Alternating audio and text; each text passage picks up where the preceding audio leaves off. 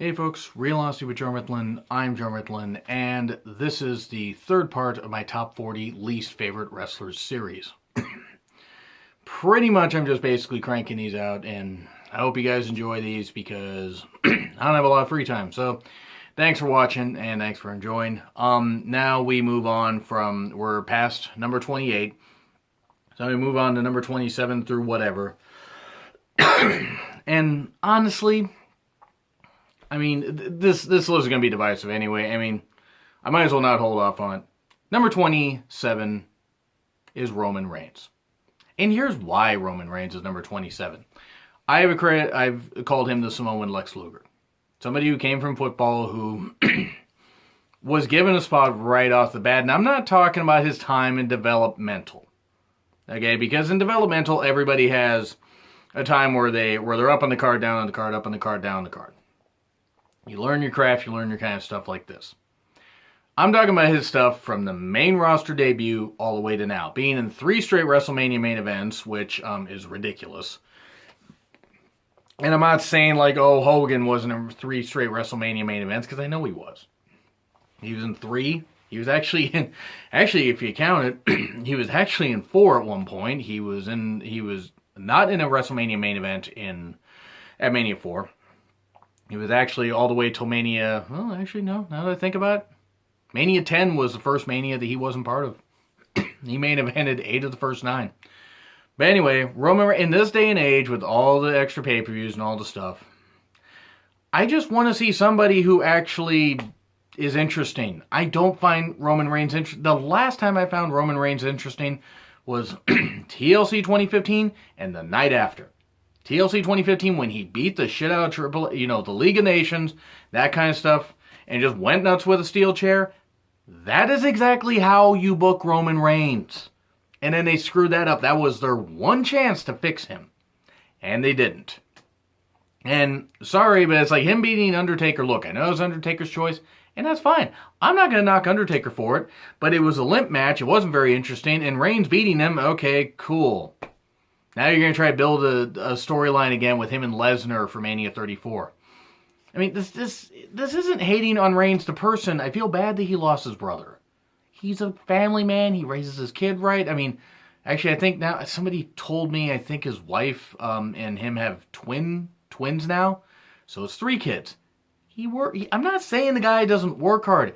The guy's just not very interesting. His matches are not very interesting. He had a decent match with Rusev where he shouldn't have won the U.S. title because then they just traded like a prop. That's what I hated. A lot of times when they give him the championship, it's treated like a prop. Like, title should actually mean something. And by the way, if you're going to make him the guy, well, guess what? Making him how he is right now, the way you're booking him, it's not going to work. It's not going to work at all. I do not care one bit for Roman Reigns. I don't wish the guy can't succeed. But I just don't get the appeal. I mean, he's been booked. Part of it is because he's been booked like shit. But also, sorry to say, I have no desire to watch him in a 4th straight WrestleMania main event. And the Shield, his time in the Shield hid his weaknesses, which are promos. Sorry, the guy can't talk for shit. When Braun beat him up right after WrestleMania, or like a couple weeks after WrestleMania 33, that was one of the greatest things ever. And the fans chanting, "You deserve it." Well, guess what, fans?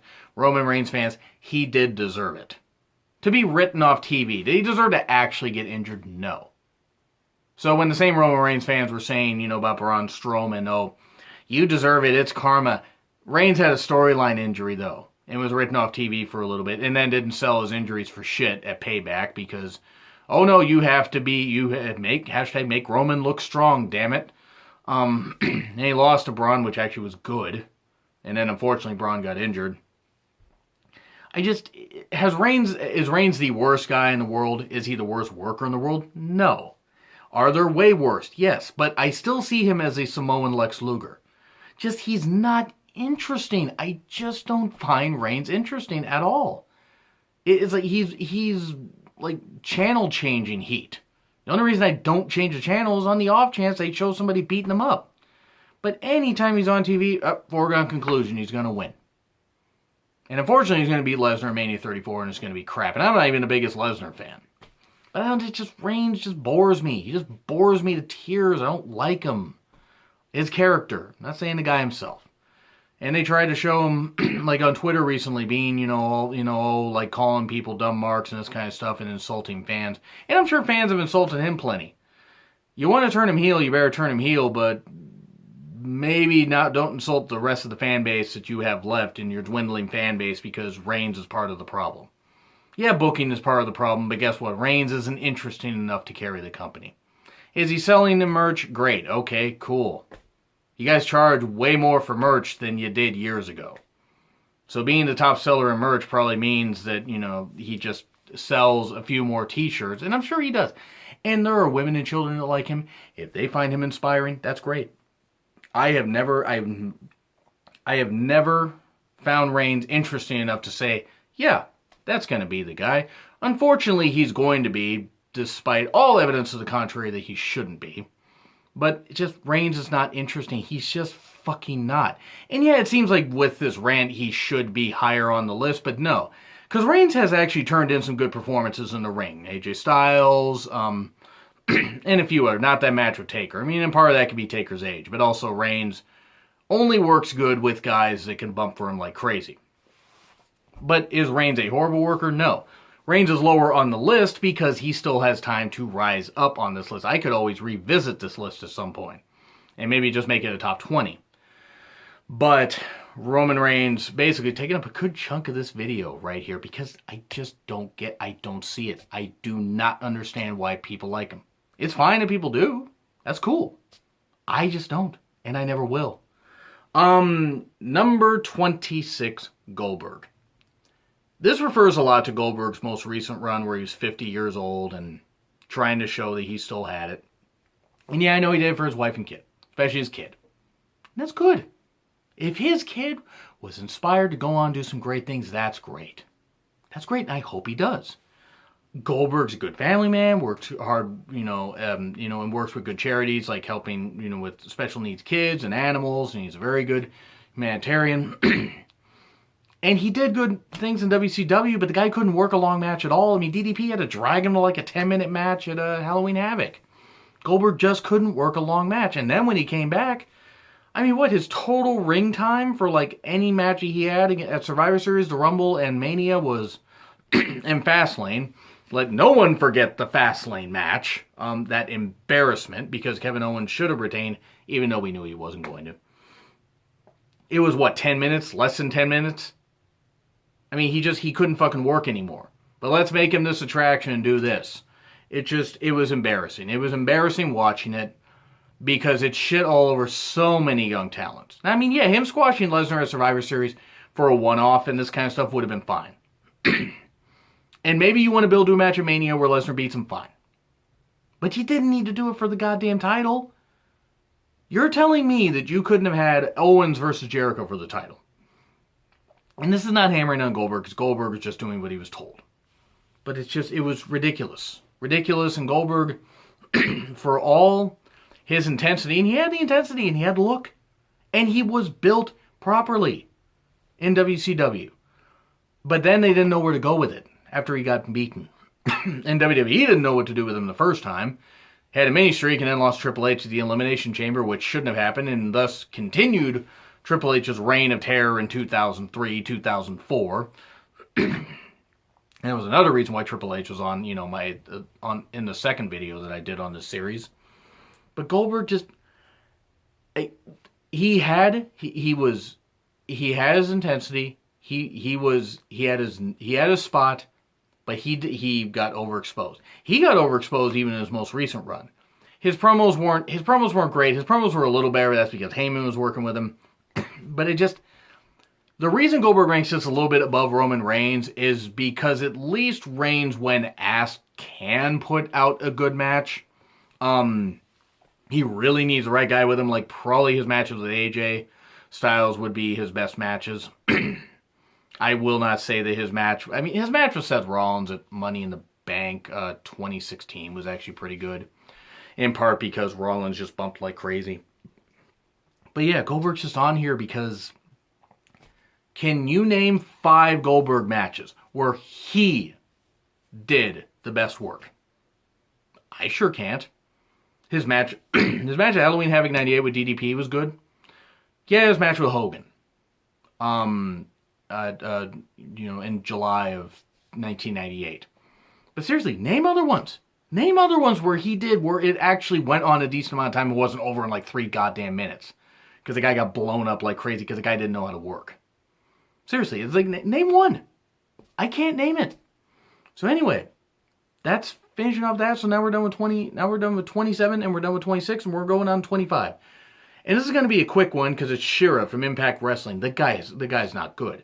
He's young enough to where maybe he can get good, but the guy's awful in the ring. He's okay on promos. I mean, the way they presented him at first off, I was just like, what is this? This is a few years ago. If this is rebranding an Impact Wrestling, this is a bad idea. Shirai is not good. I cannot pronounce his first name. Not even going to try. But Shirai is just bad. I mean, Shirai is just really, really bad in the ring. And I mean, if he gets better, maybe he'll go off this list. But I can't name one redeeming thing he's done in the ring where I'm like, okay, cool. He might get better in the ring. I guess apparently, I mean, from what little clips I saw, he was very over in India. Big shock because he's from there. That's good that he got to go over the India, Impact India tapings, and that he was apparently featured so well. That's good. It's good that they liked him over there. Keep him over there because the U.S. audience sure as hell don't care about him because he's not very good. Maybe he's got time to grow. Maybe he'll succeed. I don't think he'll succeed, but who knows? Now number 24, Michael Hayes. Do I feel that he's a racist? Yeah. The stuff with Mark Henry, the fact that Lashley left pretty much because of how Hayes was. Now, has Hayes gotten clean and sober? Apparently. His clothing doesn't indicate that, but Hayes is a great talker. Let me just say that. Hayes is a great talker, and Terry Bam Bam Gordy, and Buddy Roberts, great as Freebirds. Michael Hayes is a great talker. Michael Hayes wasn't the best worker, but Gordy could be the powerhouse. Buddy Roberts could be the crazy bumper that could always somehow steal out the win, the heel. And Hayes is always the guy that could talk people into the building. He was great like that. I never really cared for him as a human being. I just never did. I did watch his Legends with JBL interview, and this was like when it first came up. And I've watched it 3 times. Despite the fact that, #FireJBL. Because I want to hear more about history from the people, the people that lived it. I can appreciate if Hayes is a good family man, and if him, Gordy, and Roberts really did get along, and that's great. I just never got it with Hayes. I never got it with Hayes once he got in the ring. His talking was great, but he was such shit in the ring. Such shit in the ring. And I mean, he was so broken down. He was out of the ring by 94? I mean, and I think he only started in 77? I mean, I know that's 17 years. I mean, it was hard road, but I can't name really a lot of memorable stuff that Hayes did. I mean, he beat Lex Luger for the U.S. title in July of '89 for all of a few weeks, and then Luger won it back and then held it for what seemed like forever. And still didn't get Lex Luger over. Fucking Lex Luger. But yeah, Michael Hayes is just, I always just got the impression that he was just a slime ball. I just did. I just did. The interview, the Legend of JBL interview, didn't make me think that Hayes was any worse than I thought he was, but it didn't make me think any better of him. That much I'm just going to say. But yeah, Michael Hayes, I always just, anytime I watch him, I'm just like, okay, he can talk, don't get him in the ring, because the guy can't work. And the guy could, I mean, and apparently in interviews, the guy knew he couldn't work. And we're going to finish up with the Nasty Boys. The Nasty Boys. And yeah, it's 2 guys, but they're not taking up 2 slots. The Nasty Boys were shit workers. God, they were dog shit. I mean, they were dog shit in the AWA. They were dog shit in WWE, WCW. It didn't matter what company. I mean, they were especially bad when they brought them in TNA in 2010. bringing guys that were past their shelf life in 1997, and you're going to bring them in now? And of course, Hogan just brought him in because he was Brian Knobbs was one of his friends. I don't know about Sags, but Knobbs was for sure because he showed up on Hogan Knows Best. Yes, I used to watch that show and watch Hogan make leering, leering looks at Brooke because he's a. Wouldn't be surprised if Hogan was a Trump supporter, and maybe that's why him and Hogan. Maybe that's why Trump and Hogan bonded, because they want to fuck their daughters because they're creeps. But no, again, Hogan is not here on the list because of what he did in wrestling.